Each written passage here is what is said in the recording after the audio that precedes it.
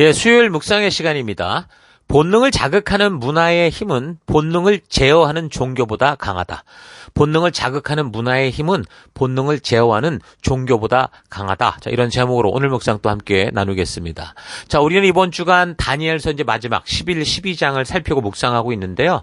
10장에서 다니엘이 마지막으로 본 환상에 대해서 그것은 뭘 말하는 거였는지를 우리가 지금 다시 살펴보고 있습니다. 이 네 번째 환상은 다니엘이 이 환상을 보던 그 페르시아 시대 초기부터 페르시아의 아주 중요한 이 미래 역사를 말해주고, 그래서 결국 페르시아 뒤를 이어서 나오게 되는 헬라 제국의 그 셀레쿠스 왕국에서 등장하는 그 사람 에피파네스, 그러니까 성도를 핍박하고 하나님의 성전을 더럽히며 하나님의 살아계신 역사를 헬레니즘 문화로 없애려고 했던 그 폐악한 존재가 누구인지를 알게 하는 역사의 내용을 미리 말씀해 주는 거라고 그랬죠. 그래서 항상 이 사실을 잊지 말고 이 본문을 살펴갈 수 있기를 바랍니다. 그래서 어제 우리는 11장 5절부터 19절까지 그게 안티오코스 3세가 알렉산더 뒤를 이어서 대왕이라고 불릴 정도의 그런 거대한 이 영토를 가지게 되면서 그를 도왔던 유대인들에게 큰 혜택도 주는 그런 어떤 일도 했지만, 그 시대 떠오르는 이 로마와 마그네시아 전투에서 결국은 무너져서 이 헬라로 불렸던 헬라의 전통이 흘러가던 이 나라들, 그런 나라들의 힘이 꺾이고 시대의 흐름이 이제는 이 로마라고 하는 그 대세로 이어지는 그런 역사를 만들고, 그는 이 내부 반란을 잠재우려다가, 그러니까 안티오코스 3세가 그러다가 결국은 암살자에게 죽는 그런 역사까지 우리가 확인했습니다. 자, 다니엘서는 하나님이 지금 이 신의 산 언약을 파기하고 돌아선 이스라엘 민족들이 세계 열강 속에서 아무런 힘도 쓰지 못하고 있을 때 당신이 그 언약한 새 언약을 어떻게 이루어가고 있는가, 그 새 언약의 성취를 이루어가는 그 역사를 우리에게 알게 할 수 있도록 말씀하시는 건데, 그래서 그 새 언약이 이루어지는 이 역사의 아주 중요한 포인트들을 우리에게 예언하심으로, 미리 말씀하심으로 후대에 누가 다니엘서를 보더라도 이거는 살아계신 하나님이 이렇게 이루셨구나라는 걸 알 수 있도록 하는 그런 내용이 담긴 게 이제 다니엘서라고 그랬습니다. 자, 그런데 그 역사의 과정 중에 다니엘이 보고 두려워했던 그 일들이 있었다고 그랬잖아요. 그래서 이제 거룩한 백성들이 그 짓밟히고 성전이 더럽혀짐을 당하고 아주 극심한 고통을 받는 그 일. 그래서 그것을 역사적인 기록으로 찾아보면, 그러니까 결국은 성경에 기록되는 이 근거와 하나님의 일하심을 함께 알려면 결국 하나님이 택한 그 백성들, 그러니까 이스라엘 족속들과 그 다음에 이 예루살렘 성전, 그 안에서 결국 이 성전 안에서 하나님의 말씀이 지켜지는 어떤 우물과 같이 그게 시작이 되니까, 그러니까 과연 이 민족들과 이 예루살렘 성전을 건드리고 막 이러는 것들이 연결이 돼야 우리는 그 역사의 흐름을 알 수 있잖아요. 그래서 이제 그런 일들이 이 역사 속에 있었는가를 살펴보면, 하나는 그 AD 70년경 로마의 티투스로 말미암아 예루살렘 성전이 파괴되는 그런 내용이었다고 그랬죠. 근데 이제 그게 이제 9장 26절에서 27절에 이미 언급된 거라고 살폈었는데, 70일의 끝, 그러니까 기름 부은 자가 오고, 그리고 그가 이제 일을 이루시고 가시고 부활하시고 그 후에 벌어질 일에 대한 거고, 또 하나 또 예루살렘 성전이나 이렇게 핍박받는 그 역사는 여기 11장 12장의 말씀인데, 이건 좀 더 이제 BC로 넘어와서 셀레코스 왕국의 에피파네스로 말미암아 벌어지는 이 환란의 역사로 볼 수 있습니다. 그래서 예수님께서 마태복음 24장에서 그러므로 예언자 다니엘이 말한 대로 흉측한 물건이 거룩한 곳에 선 것을 보거든 유대에 있는 사람들은 산으로 도망하라, 이렇게 말씀하신 것은 다니엘 그 9장에서 말한 거죠. 마지막 한 일에 대한 것을 일컬어 말씀하시는 걸 수 있죠. 마치 그 안티오코스 사사 에피파네스에 의해서 예루살렘이 그렇게 막 짓밟힘을 당하고 하나님의 말씀이 무시당하고 하듯이, 로마의 장군 티투스에 의해서 결국 그 예루살렘이 AD 70년 완전히 짓밟히고 멸망당하고 모욕하는 그거를 지금 말씀하시는 거였거든요. 그래서 우리는 단지 그 사건만이 아니라 사실 어느 시대 누구든 간에 결국 하나님의 나라를 혼란하게 하고 어떻게 해서든 방해하고 박해하려는 모든 시대의 그런 적대 세력, 적그리스도적 세력을 말하는 거라고도 우리는 볼 수 있습니다. 그래서 종말론적으로 볼 때 이 하나님의 나라, 이 교회는 결국 새 언약으로 성취된 이 하나님의 나라는 그런 적대 세력의 큰 핍박으로 그 나라에 속한 성도들의 믿음이 모욕당하고 압제당하고 그래서 수많은 성도들이 너무 심하고 견딜 수 없이 비참하고 끔찍하게 죽어가는 그런 일들이 생기게 될 건데 근데 그때 그게 정말 극심할 때에 그리스도의 재림이 임하는 그런 세상의 마지막이 올 거다라는 것도 우리는 그렇게 해서 확대 해석을 해 볼 수 있습니다. 그러니까 역사 속에서 그렇게 성도들이 사실 핍박과 박해를 죽어가는 일들이 많았었죠. 그러니까 지금도 사실 그렇거든요. 세계 여러 곳에서 그런 일들이 자행되고 있고 또한 우리가 살아가는 우리 사회 속에서도 사실 여러 모양으로 그런 사건들이 벌어지고 있습니다. 오늘날 이 법치주의 국가, 그러니까 하나님의 통치 원리를 따라가는 이 시대의 사람들이 인권과 주권과 이런 걸 누리고 살아갈 수 있음에도 불구하고 그 법을 이용해서 오히려 또 핍박하는 그런 일들이 막 벌어지고 있거든요. 그래서 종국사적인 종말에는 이 에피파네스의 박해와 또 티투스의 공격과 또한 로마 황제들의 핍박과 같은 그런 일들이 아주 극심하게 벌어지면서 결국에는 이 땅에 소망이 없을 때 예수님의 재림이 임하게 될 거라는 것을 우리가 생각할 수 있습니다. 예수님의 초림이 언제였어요? 바로 그때였어요. 그 로마의 황제들, 그러니까 다니엘의 예언의 그 70일의 끝에 그 모습, 그때였던 거죠. 로마의 황제들이 그 극한 핍박과 박해의 때 그래서 모든 성도들이 두려워하고 교회가 마치 다 폭발될 것 같은 무너질 것 같은 그 두려움 속에 이 예수님이 임하셨었죠. 그래서 계시록이 보여주는 예수님의 재림의 약속도 아마도 그런 때와 그런 시기는 정확히 알지 못하지만 그런 분위기는 바로 그런 거죠. 로마의 황제들이 정말 어디 피할 수도 없도록 이 교회를 그렇게 핍박하고 잔해할 때 아무 소망이 없어 보일 때 이 세상에 아무런 이 어떤 회복의 기미가 없을 때 분명히 그런 일들이 이루어질 거다라고 우리가 볼 수 있는 겁니다. 자, 어찌됐든 우리가 살피고 있는 다니엘의 마지막 환상인 11장 12장의 말씀은 다니엘의 시점에서부터 이 에피파네스라는 사람이 이 예루살렘 성전을 더럽히는 것과 그로 인해 믿음의 사람들이 막 이제 저항하고 일어나서 그 에피파네스와 싸우고 그러다가 결국에는 잠깐 유대의 하스모니안 왕조가 세워지거든요. 그런 상황과 연결된 예언이 쭉 되고 있다는 거 다니엘 11장 12장이 지금 그 말씀이라는 거 잘 기억하길 바랍니다. 그래서 어제에 이어서 계속 살펴보면 그 셀레코스 왕국의 6대 왕이었던 안티오코스 3세가 그렇게 뭐 대왕이라는 호칭을 들었어도 결국엔 로마에게 굴복당하고 그리고 암살돼서 죽고 그의 장남이었던 셀레코스 이제 4세가 통치를 하는데 이 사람은 로마나 주변국과의 우호 관계를 증진시키면서 아버지가 만든 그 로마에게 갚아야 됐던 전쟁 그 배상금을 다 갚고 자기 제국을 안정시키는데 굉장히 주력해서 이 셀레코스 왕조를 다시 이제 지중해와 그 중동의 강자로 만들죠. 또한 이 사람이 어떤 일을 했냐면 자기 아들 데메트리우스라는 애가 있었는데 이 아들을 로마에 지금 잡혀있던 자기의 그 동생 그러니까 에피파네스를 대신해서 인질로 보내고 에피파네스를 데리고 왔습니다. 근데 이 사람은 결국 이렇게 해놓고 뭔가를 다 이제 교회 나라를 안정시켜놓고 결국은 부하들에 의해 암살당하거든요. 그게 이제 20절의 얘기입니다. 그 왕위를 이을 자가 압제자를 그 나라의 아름다운 곳으로 두루 다니게 할 것이나 그는 분노함이나 싸움 없이 몇 날이 못되어 망할 거다. 그렇게 11장 20절 말씀하는 거죠. 그래서 이제 21절부터는 이제 그 다음에 왕이 되는 이 에피파네스, 그러니까 셀레코스 왕국의 8대 왕으로 그 다니엘이 뭐 두려움 속에 봤던 그 환상과 연관된 역사적 이야기가 이제 시작이 되는 겁니다. 자, 그러니까 지금까지 우리가 다니엘서를 통해 복잡하게 좀 역사가 설명된 거는 지금 다니엘이 그 두려워하고 궁금해했던 그 박해의 주범인 이 사람이 누군지를 정확하게 알게 하려고 이 사람이 등장하기까지의 그 역사들을 계속 예언으로 환상으로 보여준 거죠. 그래서 21절 또 그의 왕위를 이을 자는 한 비천한 사람이라 나라의 영광을 그에게 주지 아니할 것이나 그가 평안한 때를 타서 속임수로 그 나라를 얻을 거다. 그러니까 에피파네스의 등장이 그랬어요. 아주 비열하고 잔인한 그런 모습이었죠. 그러니까 형이었던 셀레코스 4세가 자기를 로마에서 구해줬단 말이에요. 근데 부하들에 의해 죽었고 그리고 나라를 안장시켰다고 그랬는데 형님의 아들인 이 로마의 인질로 잡혀간 이 데미트리우스를 그러면 다음 왕으로 세우든가 아니면 어쨌든 형의 자녀들이 이제 왕으로 추대돼야 되는데 이 안티오코스 4세, 이 에피파네스는 형의 자녀들, 조카들을 죽여요. 그리고 자기가 왕위를 꿰찹니다.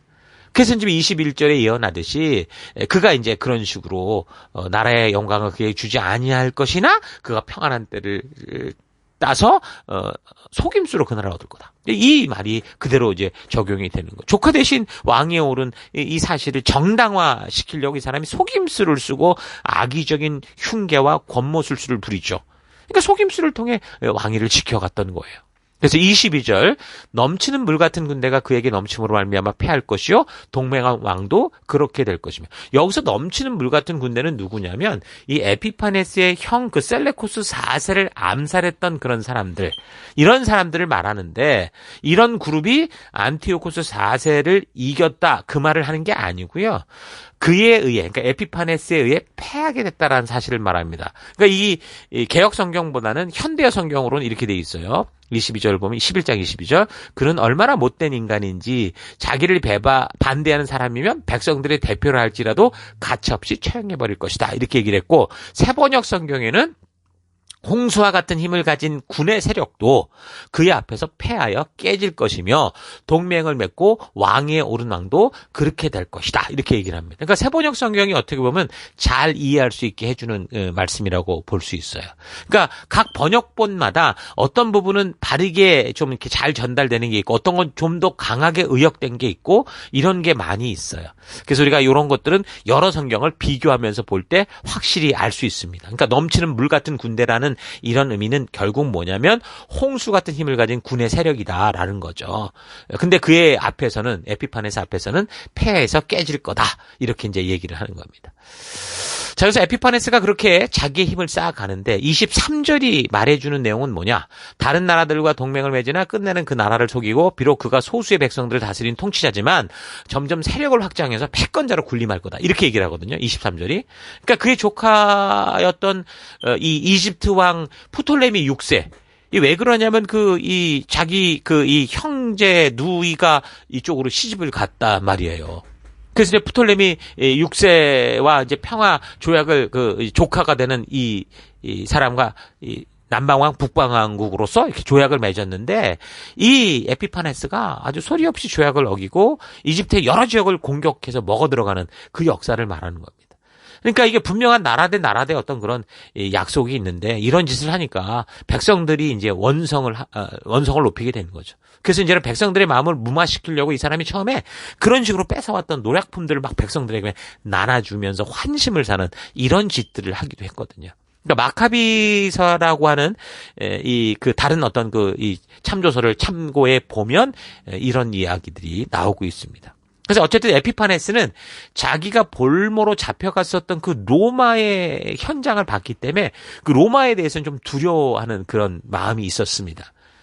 근데 이제 이집트는 뭐 북방왕, 남방왕 이래가지고 늘 싸우고 있었고 또 거기에 뭐 자기의 그 누이가 가서 결혼하고 거기서 또 애도 낳고 이런 상황이다 보니 어떻게 보면 항상 이제 적대적이면서도 이제 우습게 본 거죠.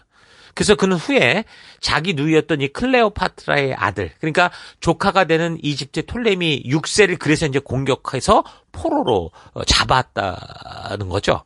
그래서 이 이집트가 이 톨레미 6세의 동생 톨레미 7세를 왕으로 이제 세우게 되는데, 근데 에피파네스가 또 이 이집트를 집어삼키려고 이 두 왕을 이간질시켜서 이집트의 상황을 악화시키려고 했어요.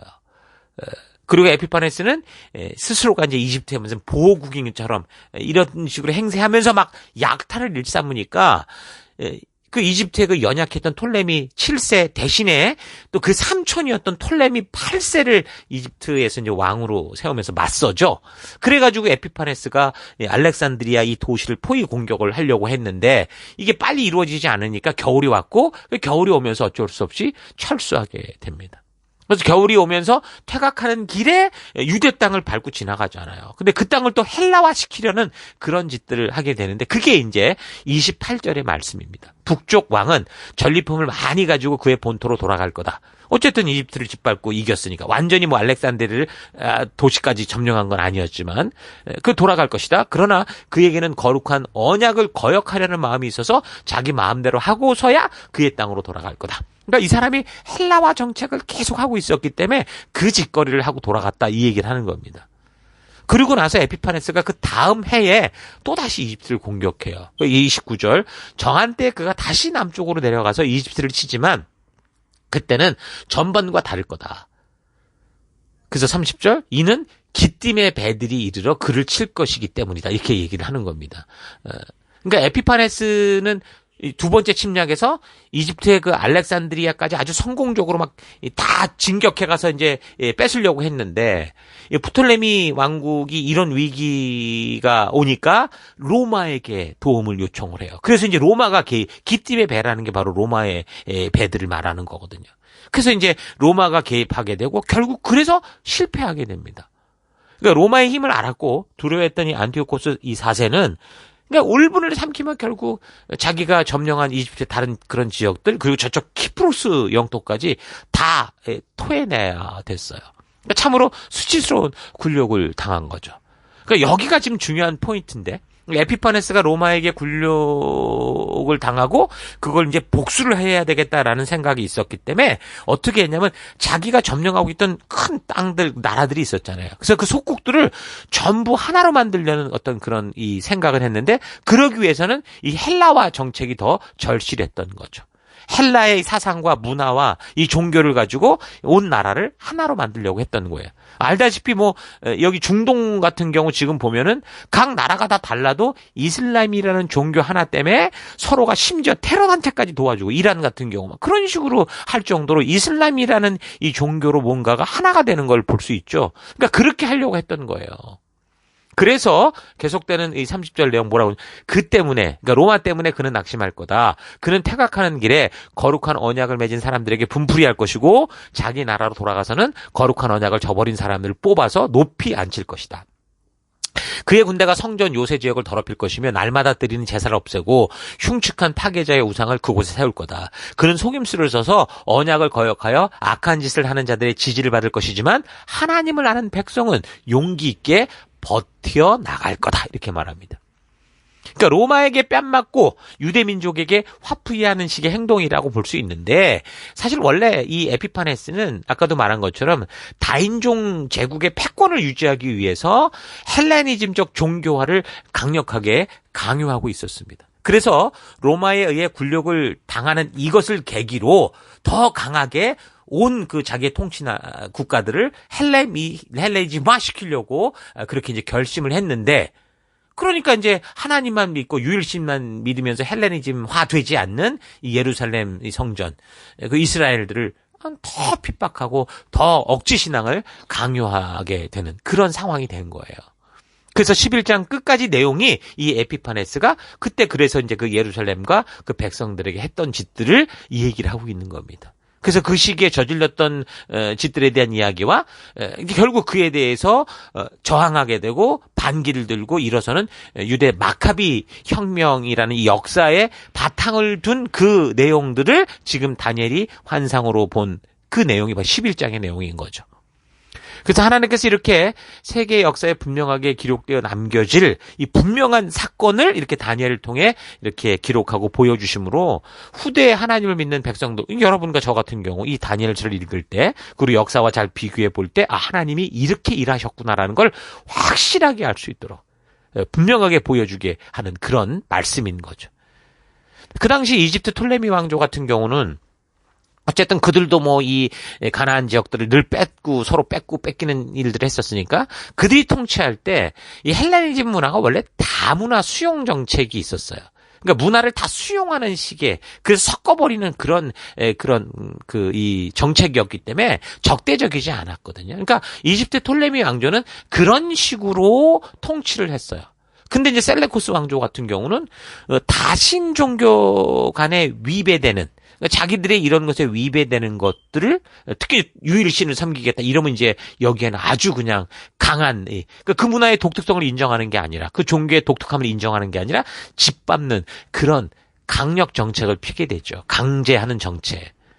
근데 그런 이 분위기가 되고 있을 때 유대 땅 안에는 또 이제 그런 일들이 자기들끼리 이제 또 그렇잖아요. 뭐 여기도 보지만 혐한 아니 일본에서 우리도 지금 일본을 막 미워하는 사람 또 얼마 전에 어제인가 그제 뉴스 봤더니 또 6월 6일 현충일에 뭐 일본 제국군 그 길을 걷다가 걸어놓는 이 썩어 빠진 사람도 있고 막 이러잖아요.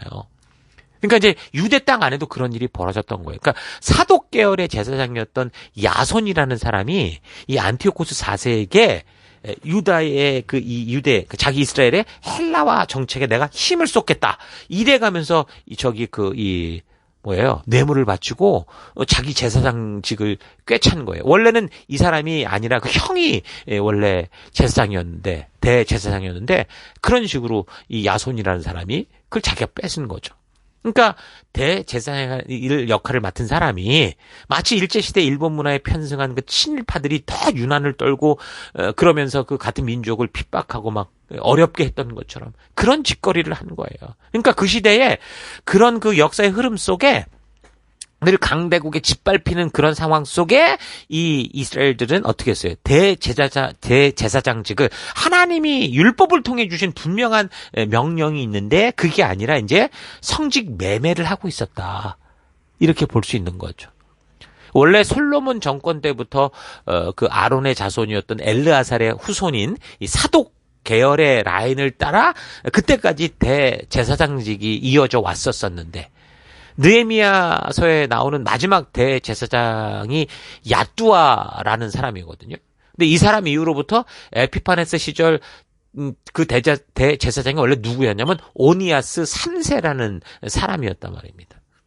근데 이제 오니아스 3세가 공금 횡령죄라는 모함을 받고 결국 셀리코스 왕국의 수도 안디옥까지 가서 에피파네스를 만나려고 했는데 그 동생이었던 예슈아라는 이 사람이 자기에게 이 대제사장직을 주면 내가 열심히 당신을 돕겠다 이러면서 440달란트의 거액을 뇌물로 바치면서 대제사장직을 에피파네스에게 받은 거예요. 그래서 이 예슈아라는 사람이 자기 이름을 그리스식으로 야손 이렇게 이름을 바꾼 거죠. 그래서 이 야손을 통해서 거룩한 도성이라고 하는 예루살렘이 이제 점점 그리스화, 이교화되는 도시로 이제 급격히 이제 개조되기 시작한 거예요. 그래서 그리스식 운동 경기장, 그 짐네지움 같은 것들을 막 건설하고 그런 세계적인 흐름인 헬레니즘 문화에 매료된 유대 젊은이들이 막 그런 식으로 이제 그 문화에 이제 동화되는 그런 일들이 막 생기기 시작한 거죠. 그런 운동 경기를 보면 우리가 아는 것처럼 나체로 막 그냥 뭐 서로 싸우고 막 벌개 벗고 이러고 있었기 때문에 유대 젊은이들이 이제 여기에 이제 이게 동화되고 심취돼 가면서 자신의 그 할례 자국, 그러니까 유대인들은 전부 할례를 받잖아요. 근데 이거를 또 어떻게 안 보이게 하는 그런 수술까지 받을 정도로, 그러니까 그 시대 문화가 굉장히 헬라니즘화되는, 특히 젊은이들 가운데, 오늘날도 지금 문제가 그런 거 아닙니까? 젊은이들은 빨리 문화에 동화되기 때문에 그런 일들이 벌어진 거죠. 그래서 BC 4세기 말 알렉산더의 그 헬레니즘 문화가 거세게 그 유대 땅을 몰아치기 시작한 거예요. 그래서 젊은이들의 그런 문화에 편승되는 그런 일들과, 그래서 이제 전통적이고 보수적인, 그러니까 지금 소위 말하면 요즘 젊은 애들이 어른들 다 꼰대라고 하듯이 꼰대와 젊은이들의 MZ세대와의 이제 충돌이 벌어지기 시작한 게 유대 사회가 그런 혼란에 빠진 거예요. 거기에다가 시간이 흘러갈 때 BC 172경에는 2년경에는 이 야손보다 더한 이 종자가 나옵니다. 마넬라우스라는 사람이 대제사장이 돼요. 이 사람은 어떤 사람이 야손이 보냈던 사절단, 그러니까 안디옥에 어떤 재물을 바치러 갔다가 거기서 이 에피파네스에게 자기가 더 많은 재물을 주겠다 충성맹세하면서 대제사장직을 꿰찬 거야. 그러니까 안티오코스 이 사람은 그냥 돈에 눈이 멀어 있는 미친놈인 거죠. 그래서 이제 야손이 그 소식을 듣고 암몬 땅으로 망명을 해 도망쳤어요.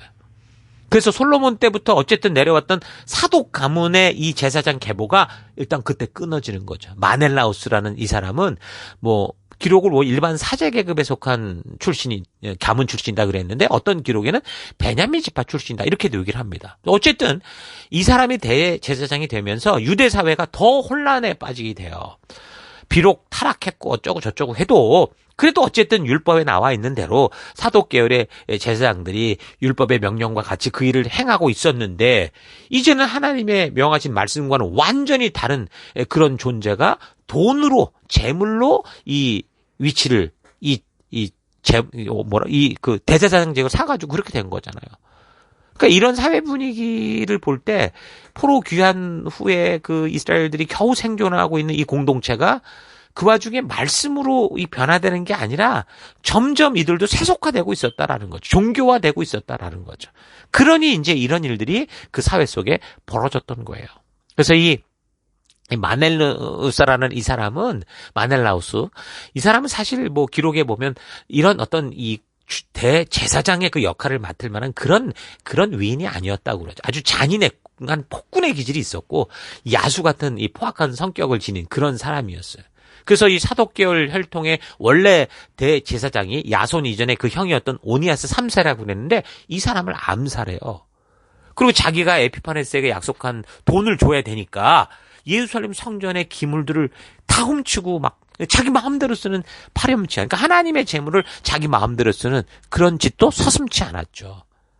그래서 이제 백성들에게 원성을 샀고 고발도 당했는데 워낙 돈을 좋아하는 이 에피파네스는 이 돈만 먹으면 다 모든 게 그냥 오케이인 거예요. 그러니 뭐 오히려 이게 뭐 나라가 이제 이상하게 된 거죠. 그리고 당연히 유대 땅을 에피파네스가 요구하는 대로 헬라화하는 그 짓에 앞장서서 마넬라우스가 그런 짓거리들을 합니다. 자, 그래서 그런 흐름이었는데 그 에피파네스가 두 번째로 이집트 침공을 내려갔잖아요. 이집트를 무너뜨리겠다고 뭐 승승장구하면서 내려갔다가 사실 로마의 개입 때문에 뭔가 복잡한 상황이 됐어요. 근데 그 소문이 퍼진 거예요. 그래서 예루살렘에는 에피파네스가 로마에게 죽었다 이제 이런 소문이 돌았던 거죠. 그래서 이제 암몬으로 망명했던 그 야손이라는 사람이 예루살렘으로 거꾸로 이제 기습해 들어와서 성벽 수비다 다 쫓아내고 그때 이제 마넬라우스는 성 안에 에피파네스가 만든 요새가 있었는데 거기로 도망쳐 들어가가지고 계속 이 에피파네스를 기다렸다는 거예요. 근데 이제 아시는 것처럼 말씀드렸던 것처럼 그렇게 죽지는 않았잖아요. 에피파네스 로마에게 굴욕을 당했지. 그러니까 굴욕을 당하고 돌아오던 에피파네스가 또 이제 예루살렘을 또 무참하게 짓밟았던 거예요. 확살하고 기록에 보면 사흘 동안 8만 명을 죽였고 4만 명은 뭐 백병전을 벌이다 죽을 정도로 치열하게 아무튼 복잡한 그런 이런 시기가 지나갑니다. 그래서 이제 마넬라우스라는 이 사람이 대제사장직을 맡기 시작한 그때부터 이제 뭐 말씀의 질서가 다 무너지고 뭐 아무나 뭐 이 대제사장직은 돈으로 사서 할 수 있는 그러니까 자기의 권력과 재력의 도구로 삼는 이런 시기가 벌어지고 전부 뭐 헬라화 시키는 이런 짓들이 벌어지잖아요. 그래서 이 시기가 그 다니엘서 8장에서 우리가 2300주야가 이때라고 그랬는데 바로 그 시작이 이때쯤이다라고 봅니다. 그래서 그렇게 우상숭배에 빠져서 바벨론에 파멸될 만큼 격기를 갖는 이스라엘 족속들이 이제 우상은 안 섬기는데 결국엔 또 하나님을 믿는다고 하면서도 이런 세속의 문화와 사상에 빠져서 그렇게 또 이제 불순종의 길을 걷는 그런 역사가 계속 이어지게 된 거예요. 그러니까 그 당시 유대 공동체는 왕이 있을 수 없었잖아요. 다 짓밟히는 그런 민족이었기 때문에 그러니까 종교 지도자가 사실 나라의 지도자와 마찬가지인데 그러니까 대제사장의 역할은 굉장히 중요했어요. 어떻게 보면 사실 왕이 없어도 대제사장이 하나님의 말씀으로 바르게 서 있으면 그게 더 건강한 나라일 수 있었는데 근데 이 역할을 맡은 존재들이 그 야손이라는 사람부터 시작해서 뭐 그런 식으로 막 이 헬라 문화에 빠져가지고 자기들이 먼저 그런 이상한 짓을 하니 마넬라우스 같은 사람이 이거 뭐 이래도 되나 싶어가지고 이제 막 자기도 이제 돈 갖고 힘 갖고 그러고 이제 그걸 뺏어 가가지고 완전히 하나님의 그 질서가 정말 제대로 무너지기 시작한 거죠. 자, 이런 모습을 우리가 잘 봐야 되는데 오늘날 우리도 비슷한 상황을 걸어가고 있다는 거예요. 요즘도 교회 안으로 자꾸 세상의 문화가 들어오는 것을 볼 수 있습니다. 문화적인 소통이 있어야 교회가 세상에서 사람을 인도하는 그런 계기를 만들 수 있는 건 사실이에요. 그러니까 문화가 틀렸다는 게 아니라 분별해야 되는데 그게 안 된다는 거죠. 그래서 지금 교회 안으로 들어오는 이런 이 문화라는 게 어떤 부분에서는 정말 이 야손이나 이 마넬라우스처럼 정말 하나님의 그런 분명한 부르심을 변질시키는 그런 짓들이 자꾸 생기는 거예요. 단지 젊은이들이 이래야 온다, 젊은이가 소통해야 된다. 당연히 교회는 젊은 애들이 있어야 되겠죠. 아이부터 그 안에서 자라고 성장해야 되죠. 그런데 그런 아이들이 지금 헬라 문화, 세속의 문화에 젖어 있는데 그들을 끌어들이기 위해서 그 헬라, 세속의 문화를 교회로 가지고 와야 이들이 온다. 이거는 굉장히 우리가 신중하게 되돌아봐야 된다라는 거예요. 그러니까 사탄이 때로는 칼로 막 협박해서 사람들을 순교에 이르게도 하지만 이제는 어떡합니까? 문화라고 하는 이 쾌락의 무기를 통해서 성도들 스스로가 그 마음의 무장을 해제하게 하는 거예요. 헷갈리게 하는 거죠. 하와에게 했던 것처럼 이게 먹는다고 죽지 않아. 이러니까 보암직도 하고 먹음직도 이렇게 딱 되는 그런 식이 되는 거죠. 언제인지도 모르게 그러다 보니까 세상의 문화가 이 교회 안으로 들어와서 같이 뒤섞이면서 오히려 하나님의 진정한 말씀의 그 가치를 자꾸 밀어내는 일들이 벌어져요. 그 대표적인 예가 바로 이 동성애 같은 거예요. 일부 목사, 신학 교수, 학생 또 성도들이 예수님이 말씀하신 사랑이 이게 아니냐 이런 식으로 엉뚱하게 죄 때문에 죽었는데 죄를 씻기 위해 죽으신 그 예수님의 그 사랑을 오해해서 어떻게 하는 거예요? 동성애 같은 이 죄도 그냥 받아들여야 된다. 이런 식으로 떠들고 있는 거죠. 죄인을 용서하고 불쌍히 여기는 차원에서 말하는 게 아니 이 사람들이 아예 그들이 요구하고 집중하고 버리지 않겠다고는 이거를 용납해야 된다. 이런 식으로 하고 이게 사랑이다.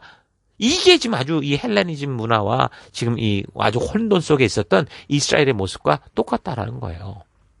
하나님의 사랑이 그런 거라면 여러분 왜 예수님이 우리의 죄를 씻겠다고 이 땅에 오시고 십자가에 왜 죽어야 됩니까? 그렇지 않아도 되는 건데 그러니 이것 좀 뭔가 큰 착각을 하고 있는 건데 그것이 바로 이 세상 문화에 가랑비 옷 젖듯이 젖어버린 증거인 거고 바로 그런 식의 삶으로 서서히 물들어 가다가 나중에는 너무도 당연한 것처럼 이제 세상 문화를 따라가는 것이 교회의 어떤 당연한 도리인 것처럼 그래서 지금도 이 미국의 무슨 감리교 재단이 그랬잖아요. 정말 그곳에서 계속 그 연합체에서 싸우면서 바르게 말씀을 지키려고 하다가 안 되니 자기들이 다 탈퇴를 하니까 거기 이 정신 나간 사람들이 모여서 자기들끼리 이제 동성애 목사도 된다, 모두 된다 이런 짓거리를 하는 그런 시대가 됐어요.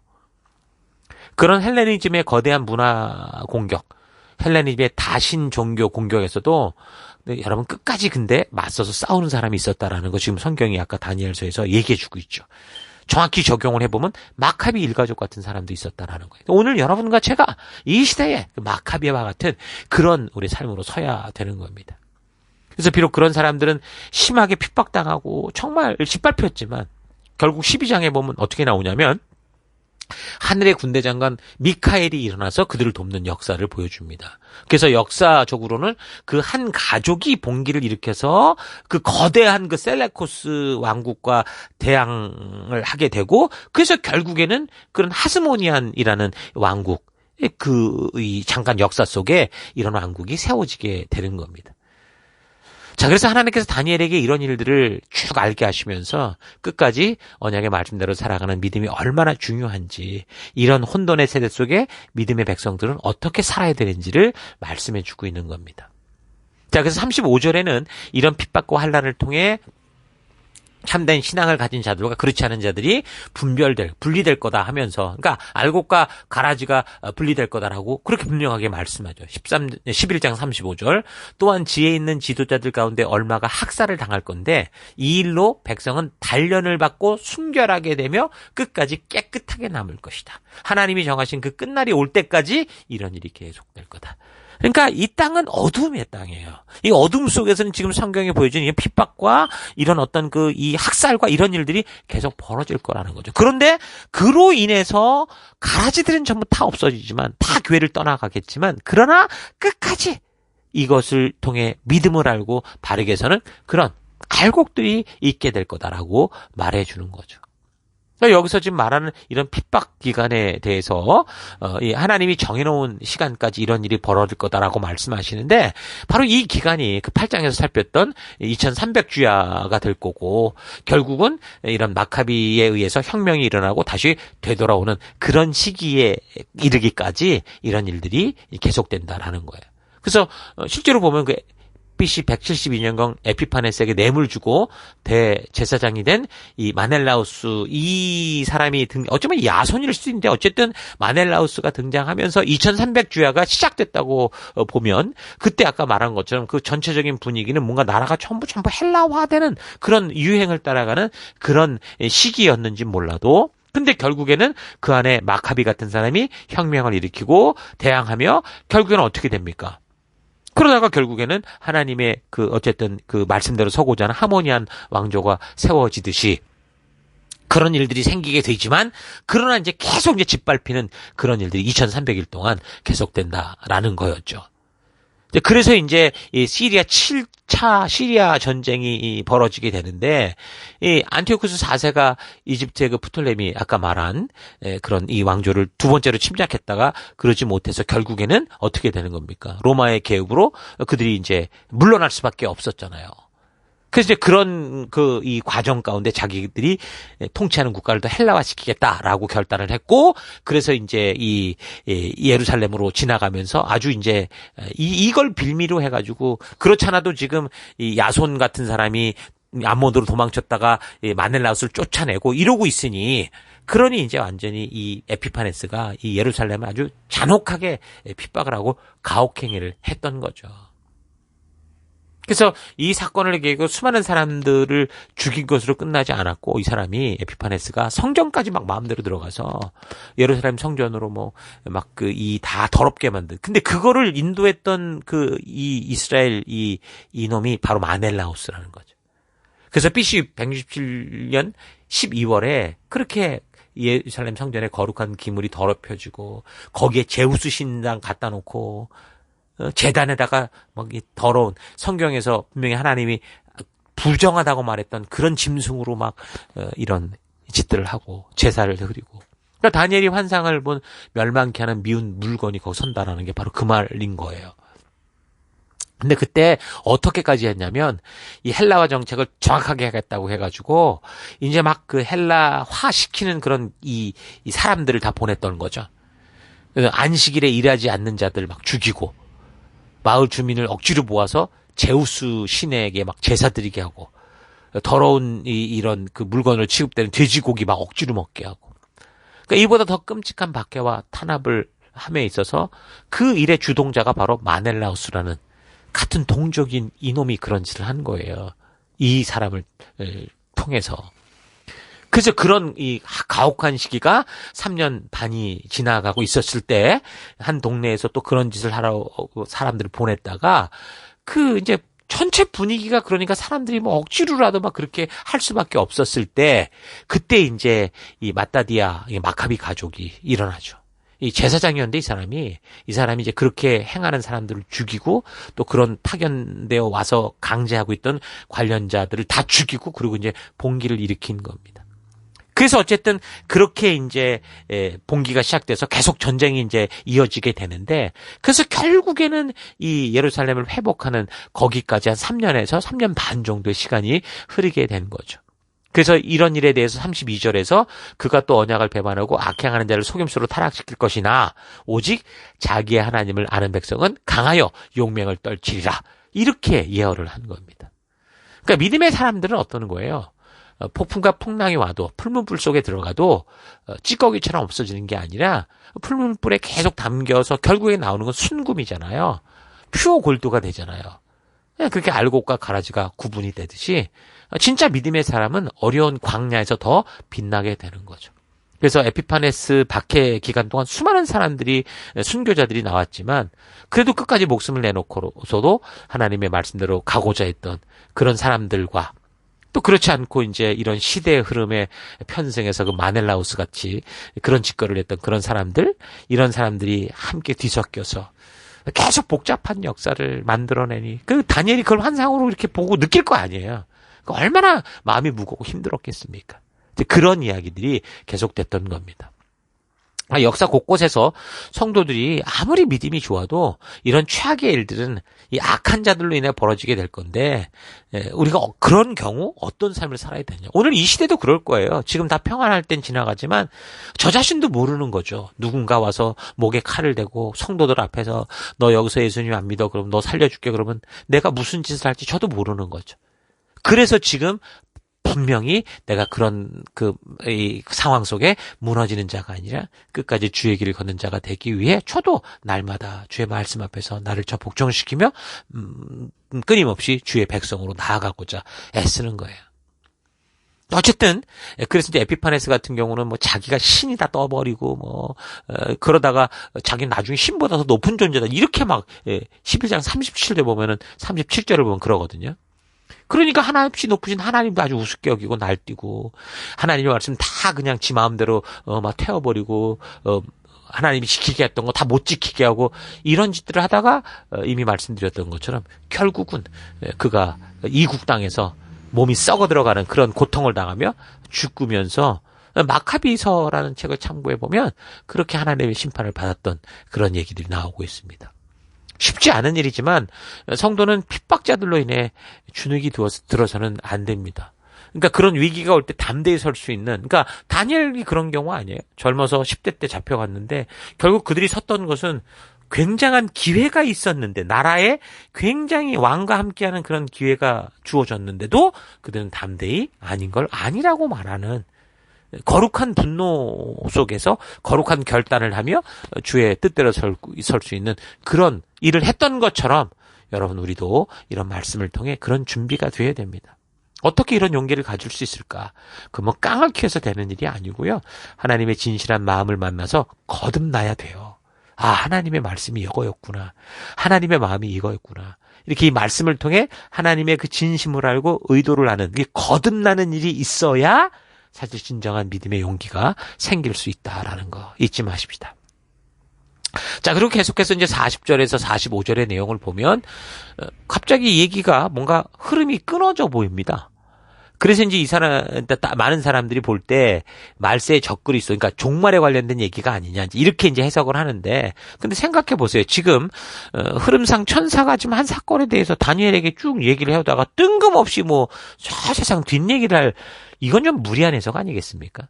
문맥의 흐름에 맞춰 이해를 하면 결국 셀레쿠스 왕국과 이 에피파네스가 했던 이런 짓거리에 대해서 결론적으로 전체적인 어떤 개괄적인 어떤 마무리를 짓는 어떤 그런 내용이 이제 11장 마지막 40절에서 45절의 내용이다. 그렇게 보는 게 좀 건전한 해석이다. 그렇게 생각을 합니다.